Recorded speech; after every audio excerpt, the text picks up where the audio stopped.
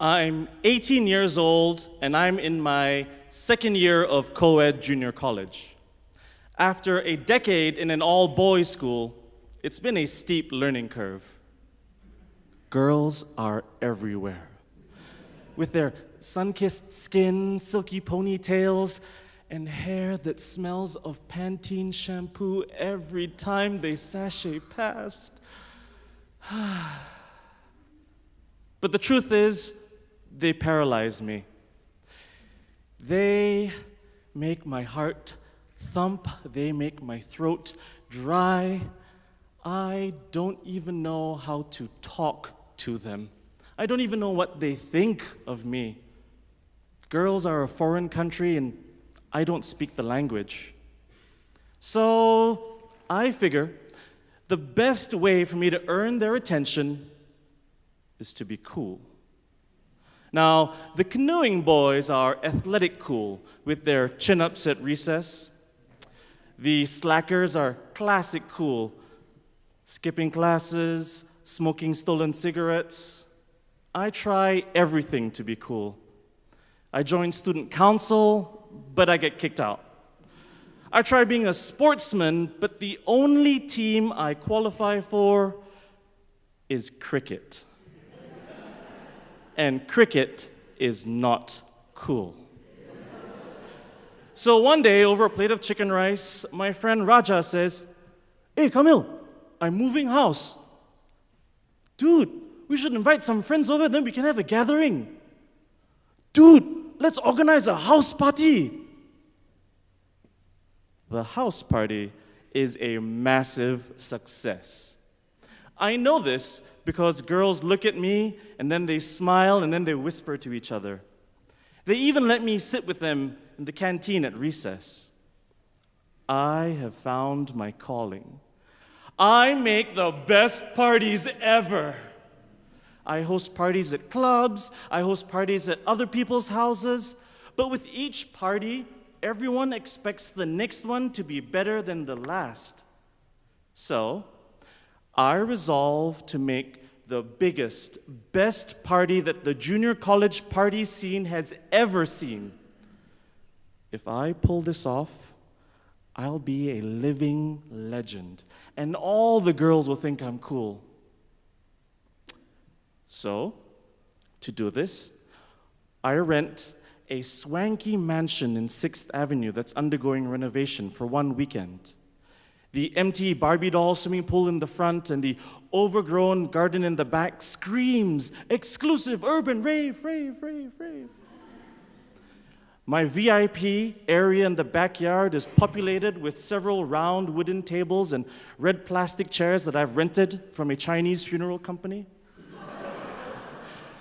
My bar is stocked with the fastest way to get people drunk: Black Cat, a cheap Thai whiskey that sometimes passes for bourbon, and Bunkilo, a Chinese rice wine that passes for vodka.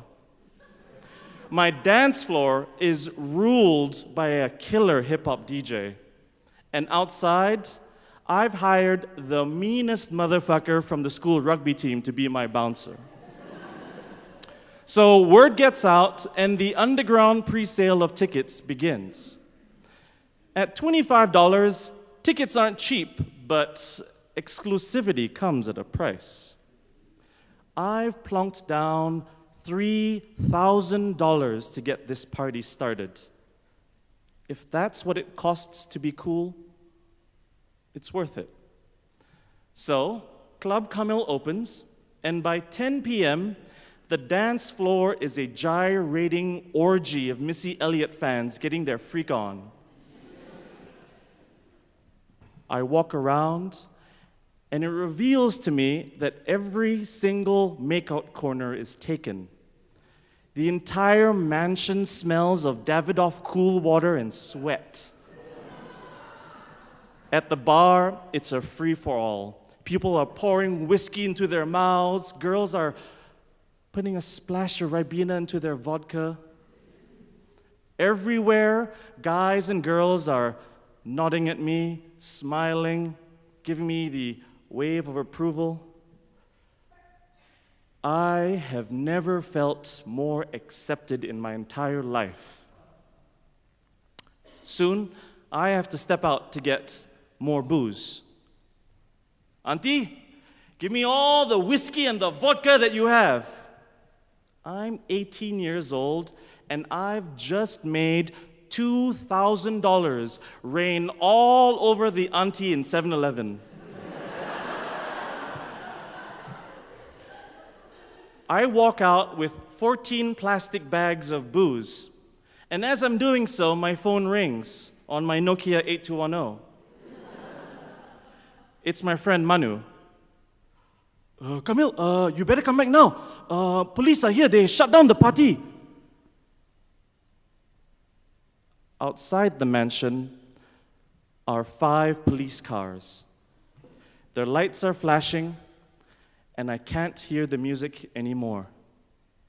I approach one of the police officers, and he asks me questions about the noise level. I somehow manage to sidestep it. I'm nervous, but I feel good. And then he asks me questions about liquor licensing, and then I manage to pirouette around it. There is no way I am going to let a few stupid questions stop me from having the biggest, best party ever. And then the police officer says, "And what about the drugs?"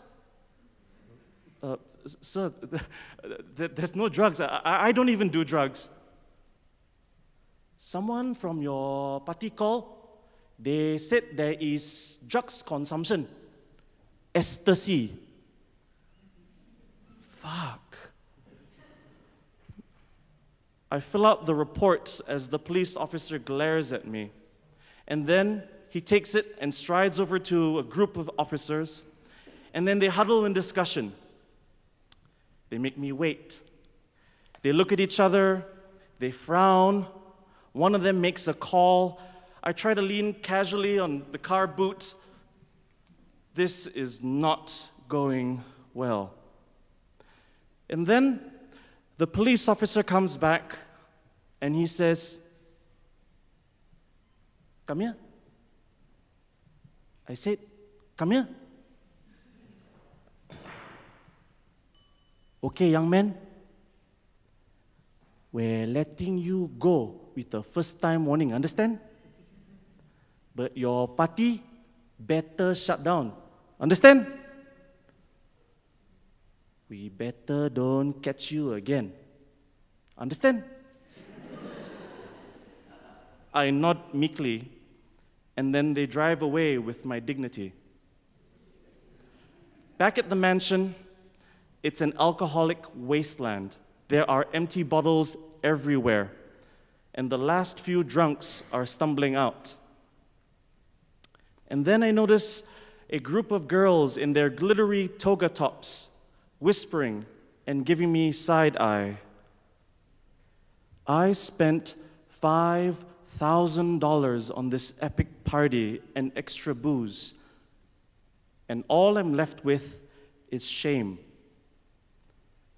The party failed. I failed. On the social hierarchy, I'm not cool. I'm probably back where I started or worse. And then this familiar, lonely feeling comes back again. And that's when I run into my friend Manu. "So, dude, is it true? Was there ecstasy?" "Dude, there was some guy, he was acting high, and then he was offering people white tablets, and then some girl, she got scared, and then she called the police." My heart starts to thump, my fists start to clench. I'm about ready to flip some funeral tables. And then Manu says, "But dude, it wasn't ecstasy." Well then, what was it? It was Fisherman's Friend mints. My entire empire brought down by a pack of mints. As Manu walks away, I hear him mutter to himself, "Some people will do anything to be cool."